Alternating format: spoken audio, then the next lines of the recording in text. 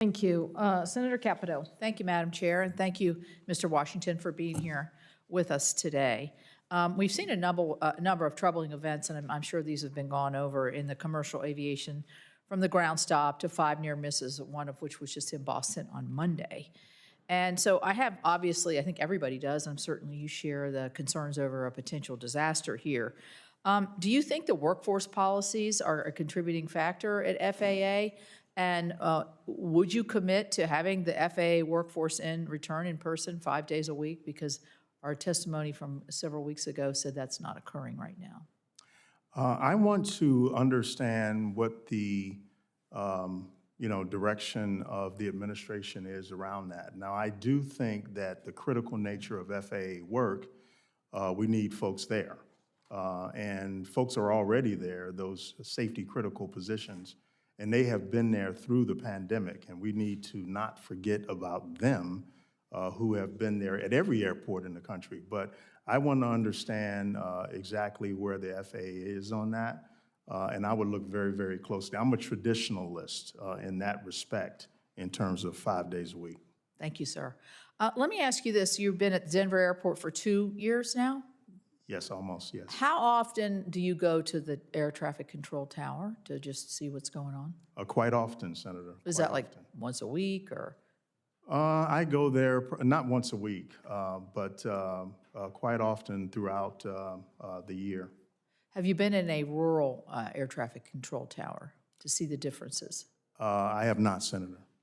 Okay. I would think in light of what the senator from Vermont was talking about. I'm from a small state. I'm from West Virginia, a small state as well. The mountain states, a little challenging for aviation.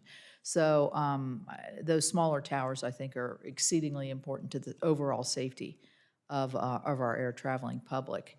Let me ask you about foreign repair stations. There is an uptick in the utilization of foreign repair stations for airline maintenance.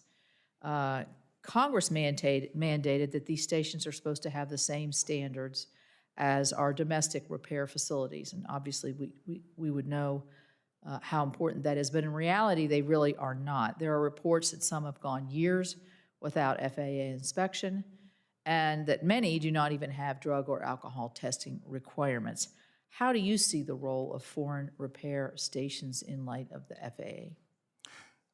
Thank you for the question, Senator. It's very, very critical. You mentioned FAA inspections being overdue.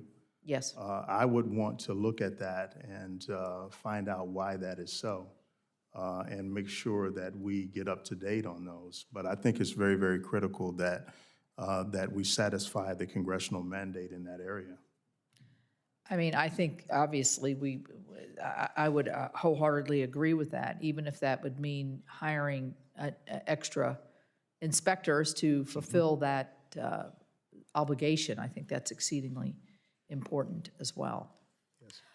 In terms of, there's been some of the pushback on your nomination, you're well aware, and I think you addressed it in your statement, is that you don't have you're not a pilot, you haven't had aviation experience. The last confirmed FAA administrator had extensive pilot and airline experience. What's the one thing that you would say to sort of knock that down as a requirement for the job?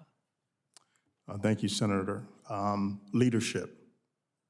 Leadership, I think, is the top attribute that I would point to, because I think if you can lead people, then you can motivate your experts who are, whether they're pilots, whether they're safety technicians.